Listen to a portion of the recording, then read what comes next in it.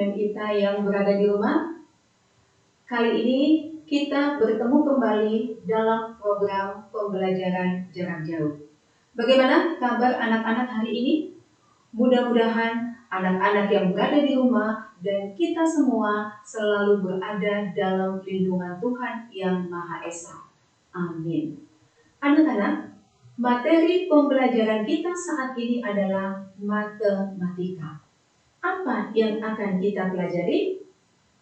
Sebelum kita masuk ke pembelajaran kita, Mem Ita mau mengajak anak-anak untuk berdoa terlebih dahulu supaya pembelajaran kita saat ini dapat berjalan dengan baik. Oke anak-anak, kita akan berdoa menurut agama dan keyakinan kita masing-masing. Mari kita berdoa dimulai.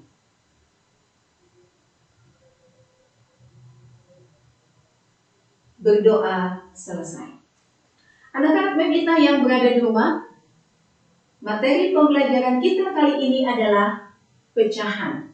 Ya, materi pembelajaran kita saat ini adalah pecahan.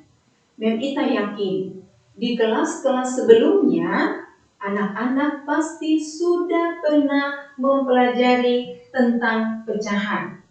Tapi Mem Ita akan mengingatkan anak-anak supaya ketika Mem Ita melanjutkan materi ke materi yang ada di kelas 5, anak-anak sudah mulai mengingat-ingat, oh saya sudah pernah loh belajar ini di kelas sebelumnya. Jadi Mem Ita hanya sekedar mengingatkan saja. Mari kita mulai. Pecahan. Anak-anak, tolong perhatikan gambar yang ada di layar. Ya, di sini ada satu pizza, satu loyang pizza, satu utuh. Yang ada di sebelahnya, pizza yang utuh tadi dibagi dua. Satu dibagi dua. Sehingga satu bagian pizza ini adalah 1/2. Satu loyang pizza kita bagi 4. Ya, 1 dibagi 4. Anak-anak pasti masih ingat kalau dalam pecahan bagi itu dilambangkan dengan per. Ya, jadi 1 dibagi 4 artinya 1/4. Sehingga nilai dari satu bagian pizza ini adalah 1/4. Berikutnya, bagaimana dengan gambar yang ini? Anak-anak yang berada di rumah bisa dihitung satu pizza dibagi jadi berapa ini? Jadi 6. Sehingga satu bagian pizza ini sama dengan 1/6. Yang ada di sebelahnya, satu loyang pizza dibagi menjadi berapa bagian? Satu loyang pizza dibagi menjadi 8. Sehingga harga satu bagian pizza ini adalah 1/8. Ingat ya anak-anak? Kita lanjut. Pecahan terdiri dari pembilang dan penyebut. Dalam satu pecahan pasti ada pembilang dan ada penyebutnya. Ayo, masih ingat tidak pembilang yang posisinya di mana, penyebut yang posisinya di mana? Coba ingat-ingat dulu. Oh, betul sekali. Mari kita lihat contoh. Ya, kita lihat contohnya. 2/3. 2/3. 2 itu disebut pembilang. 3 penyebut. Dari sini kita dapat simpulkan bahwa dalam pecahan pembilang posisinya berada di mana? Angka yang atas atau bilangan yang atas, sedangkan penyebut posisinya berada di bilangan yang bawah. Bisa ya anak-anak ya? Sekarang Mem Ita mau menunjukkan kepada anak-anak macam-macam bentuk pecahan. Ada yang masih ingat kira-kira ada berapa bentuk pecahan? Oke, yang pertama adalah pecahan biasa. Pecahan biasa yaitu pecahan yang terdiri dari pembilang dan penyebut. Ada pembilangnya, ada penyebutnya. Tetapi dalam pecahan biasa umumnya pembilangnya lebih kecil dari penyebutnya. Pembilangnya lebih kecil dari penyebutnya. Mari kita lihat contohnya. 1 pizza dibagi 4. Di sini diwarnai 1 bagian. 1 bagian ini sama dengan berapa? 1/4. 1 pizza dibagi 4. 1 dibagi 4. 1/4. Yang diwarnai ada berapa? 2. Sehingga ini menjadi 2/4. 1 pizza dibagi 4. Harga 1 bagian adalah 1/4 yang diwarnai 3 bagian. Berarti 3 bagian yang diwarnai ini sama dengan 3/4. 1 pizza kita yang tadi sekarang kita bagi 6. Ya, kita bagi 6 yang diwarnai 2 bagian. Ya, kalau 1 pizza dibagi 6 berarti 1 bagiannya berapa, Nak? 1/6. Kalau yang diwarnai 2 bagian berarti 2/6. Pintar. 1 pizza dibagi 6 yang diwarnai 3 bagian. 3 bagian itu sama dengan berapa? 3/6. Dan yang terakhir, 1 pizza dibagi 6 yang diwarnai 5 bagian itu artinya 5/6. Paham ya anak-anak? Yang kedua, pecahan campuran. Pecahan campuran terdiri dari bilangan bulat dan pecahan biasa. Jadi ada bilangan bulatnya, di sebelahnya ada pecahan biasanya. Itu alasannya kenapa disebut pecahan campuran. Tetapi kata kuncinya, supaya satu pecahan dapat menjadi pecahan campuran, kata kuncinya adalah pembilangnya harus lebih besar dari penyebutnya. Mari kita lihat contoh berikut ini. 7/5. Pembilangnya lebih besar dari penyebutnya. Kok tiba-tiba 7/5 menjadi sama dengan 1/2/5? Pasti juga, dan kita yakin anak-anak sudah paham kenapa 7/5 menjadi 1/2. 7 dibagi 5. Ada tidak perkalian 5 yang hasilnya 7? Tidak ada. Kita cari perkalian 5 yang hasilnya mendekati 7. Paham ya anak-anak?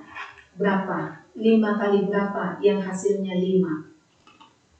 5 kali 1. Karena 5 lah yang mendekati 7. Sehingga di sini kita tulis 1.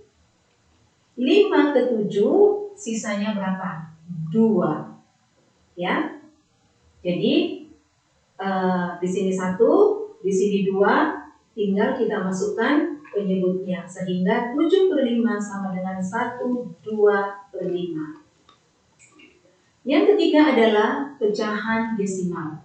Pecahan desimal yaitu pecahan yang dalam penulisannya menggunakan tanda koma. Contohnya 0,5, 1,25, 2,75, atau mungkin saat ujian di kelas, anak-anak ketika ibu gurunya membagikan hasil ujian, wah dia senang sekali, asik, nilai agamaku kali ini 8,6. Nah, tanpa anak-anak sadari, 8,6 itu adalah apa? Pecahan desimal. Pintar ya. Berikutnya, pecahan persen. Pecahan persen adalah pecahan yang menggunakan lambang seperti ini, ya, persen. Lambangnya seperti ini. Persen yang artinya adalah per 100. Contohnya adalah 5%, 5/100. 30%, 30/100. 75%, 75/100. Sudah mulai ingat ya anak-anak ya? Oke, baiklah. Kali ini kita akan melanjutkan materi kita, yaitu penjumlahan pecahan. Inilah yang menjadi titik materi kita pada saat ini, penjumlahan pecahan. Dalam penjumlahan pecahan, jika penyebutnya sama, ya, perhatikan penyebutnya 99. Jika penyebutnya sama, pembilangnya langsung dijumlahkan saja. 4 ditambah 3 sama dengan 7. Pembilang penyebut yang sama langsung kita pindahkan ke sebelahnya. Mudah ya nak ya? 4/9 ditambah 3/9 sama dengan 7/9. 2/4 ditambah 3/4 sama dengan 5/4. Tidak terlalu susah untuk dipahami. Selanjutnya adalah dalam penjumlahan pecahan, jika penyebut-penyebutnya berbeda. Penyebut-penyebutnya berbeda, maka penyebut itu harus disamakan terlebih dahulu. Ya, mari kita lihat contoh yang ada di depan anak-anak. Dalam penjumlahan pecahan, di sana ada contoh yaitu 1/6 ditambah 3/8. Mari anak-anak silakan perhatikan ke papan tulis ini. Ya, dan kita akan tulis soalnya adalah 1/6 ditambah 3/8 sama dengan titik-titik. Perhatikan penyebutnya. Penyebutnya berbeda. Satu penyebutnya 6, satu lagi 8. Apa yang harus kita lakukan dengan penyebut-penyebut ini? Yang pertama adalah harus kita samakan. Bagaimana cara menyamakan penyebut-penyebut? Yang pertama adalah kita menggunakan KPK, kelipatan persekutuan terkecil. Artinya kita harus melihat kelipatan 6 dengan 8. Dan kita buat contohnya di papan tulis. Kelipatan 6. Berapa saja? 6, 12, 18, kemudian 24, dan seterusnya. Kelipatan 8. 8 berapa? 16, kemudian 24, dan seterusnya. Perhatikan papan tulis anak-anak. Kelipatan 6 dengan 8 memiliki hasil yang sama berapa? 24, 24. Ya, kita garis bawahi. 24 dengan 24. Sehingga di sini kita masukkan per 24 ditambah per 24. 6 supaya menjadi 24 dikalikan berapa? 6 supaya menjadi 24. Kelipatan 6 yang hasilnya 24, 6 itu harus dikali berapa? Mari kita hitung. 1, 2, 3, 4. Berarti 6 dikali 4. Ketika penyebutnya dikali 4, maka pembilangnya juga harus dikali 4. Sehingga 1 dikali 4 sama dengan 4. 6 dikali 4 sama dengan 24. 8 perkalian 8 yang hasilnya 24. 8 dikali berapa yang hasilnya 24? Mari kita lihat. 1, 2, 3. Berarti 8 ini dikali 3.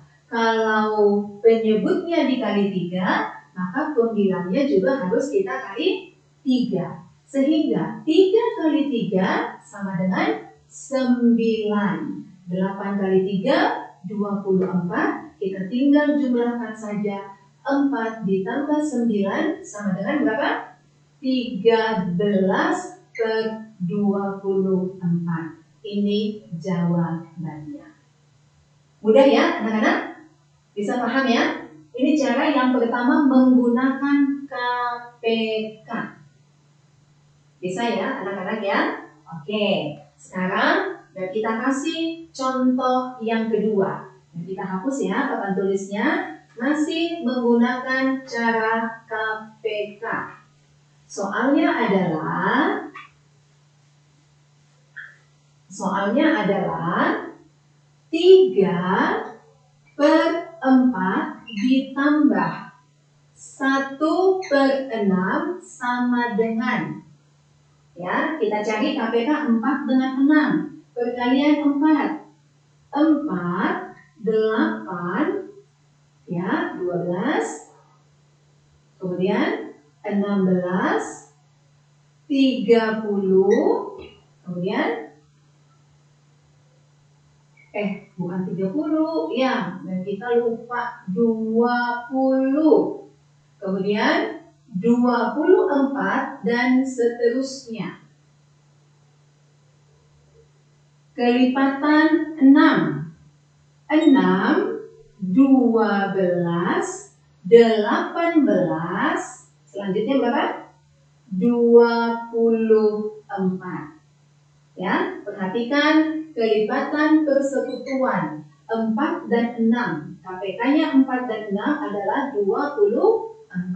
Sehingga di sini kita buat per 24 ditambah per 24. 4 supaya jadi 24 dikali berapa? 1, 2, 3, 4, 5, 6. Berarti 4 kita kalikan 6. Kalau penyebutnya dikali 6, berarti pembilangnya juga dikali 6. 3 kali 6. Ya, 3 kali 6. 18. 6 supaya jadi 24 dikalikan berapa? Dikalikan 4. Berarti 1 harus kita kalikan juga dengan 4. Sehingga 1 dikali 4 sama dengan 4. Tinggal kita jumlahkan saja.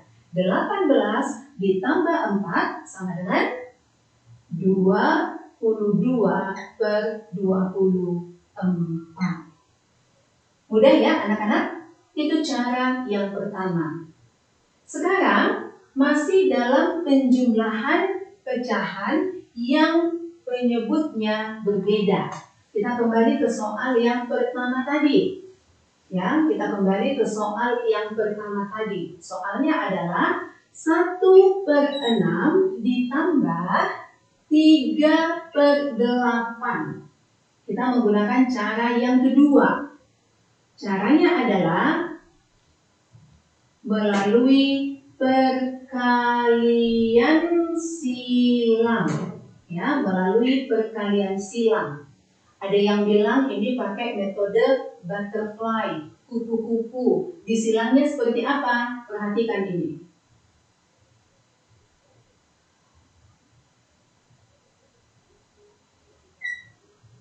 Ya kan?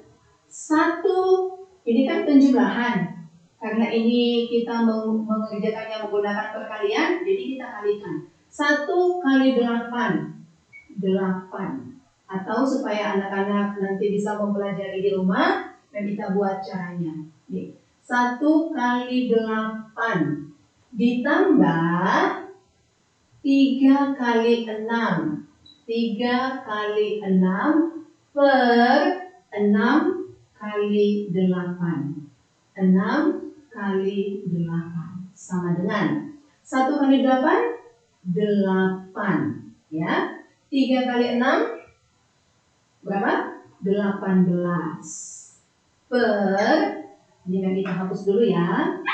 6 kali 8. Berapa 6 kali 8? Yo, siapa yang masih ingat 6 kali 8? Atau anak-anak yang itu sudah lupa semua nih? 6 kali 8. Berapa? 48. Sehingga kita jumlahkan 8 ditambah 18 sama dengan 26/48. Jadi 1/6 ditambah 3/8 sama dengan 26/48. Paham ya anak-anak ya? Oke. Dan kita kasih contoh yang kedua. Contoh yang kedua adalah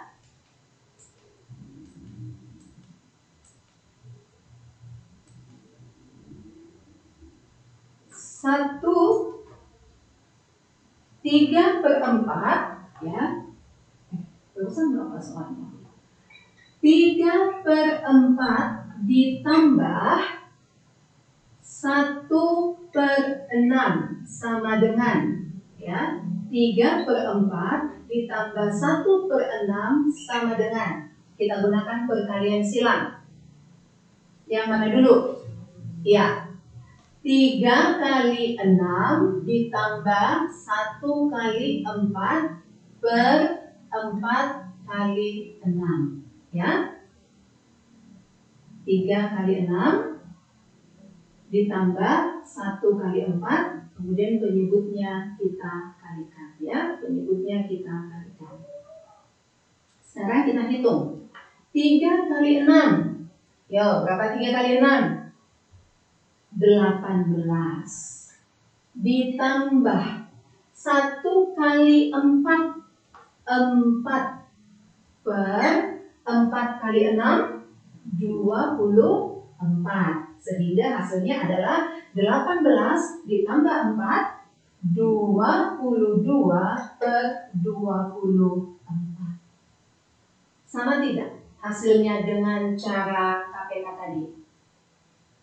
Sama anak-anak? Hasilnya pasti sama. Terserah kepada anak-anak mau menggunakan cara yang mana. Mau menggunakan cara KPK, silahkan. Kalau itu anak-anak lebih mudah pahami. Mau menggunakan cara perkalian silang seperti ini, silahkan. Kalau itu cara yang mudah anak-anak pahami, yang pasti mau menggunakan cara KPK, mau menggunakan cara perkalian silang, hasil penjumlahan pecahannya pasti sama, ya. Oke, dan kita akan berikan contoh berikutnya. Langsung kita kerjakan menggunakan dua cara, ya. Langsung kita menggunakan dua cara. Contoh, ayo konsentrasi ya, perhatikan papan tulis. 2/3 ditambah 4/5 sama dengan ya. 2/3 ditambah 4/5 sama dengan titik-titik. Kita mau pakai cara yang pertama.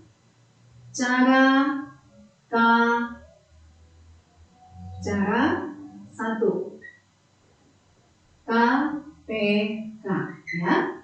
Kita cari kelipatan 3. 3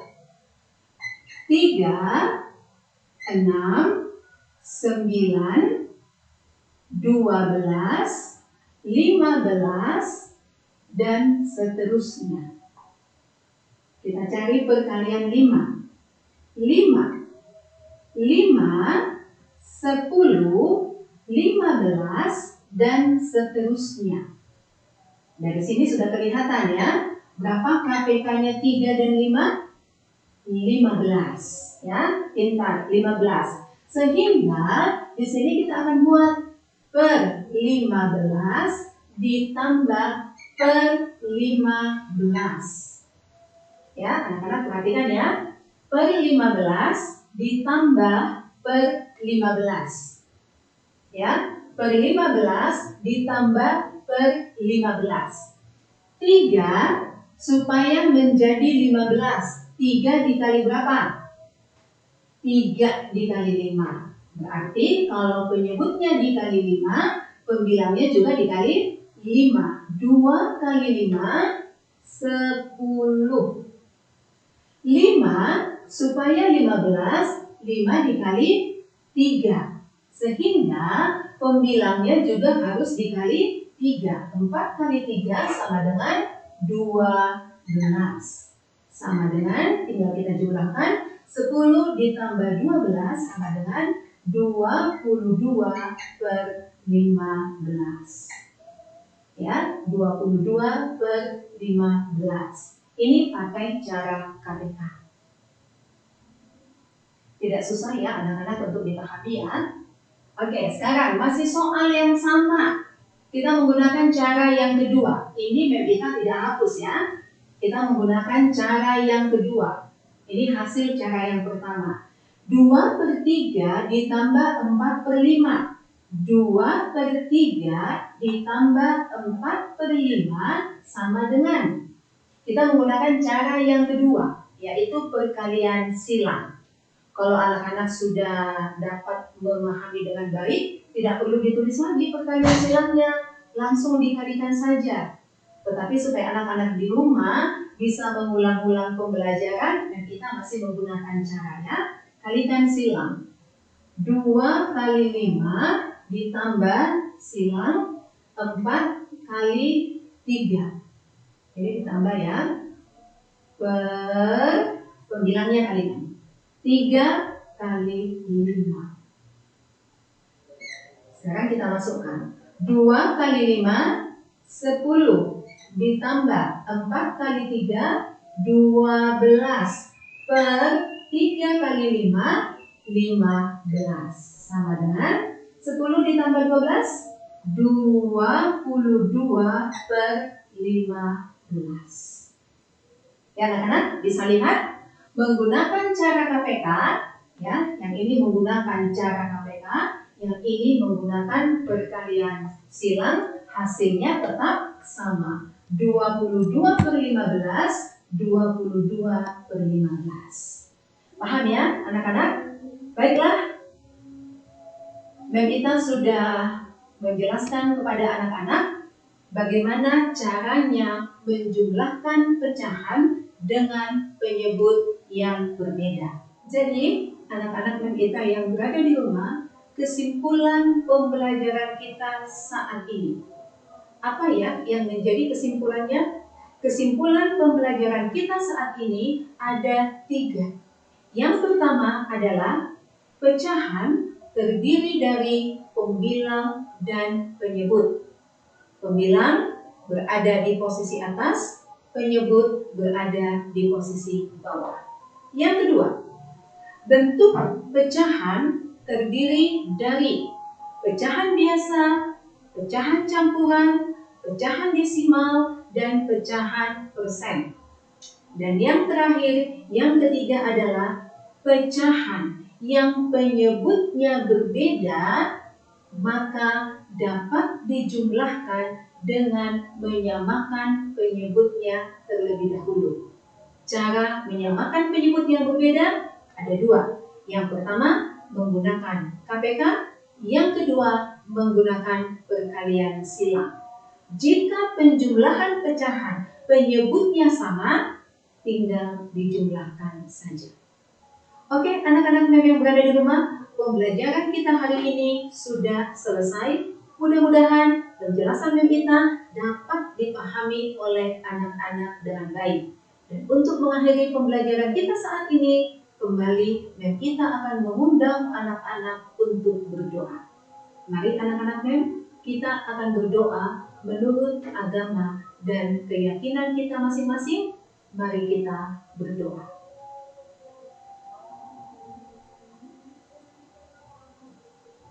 Berdoa selesai.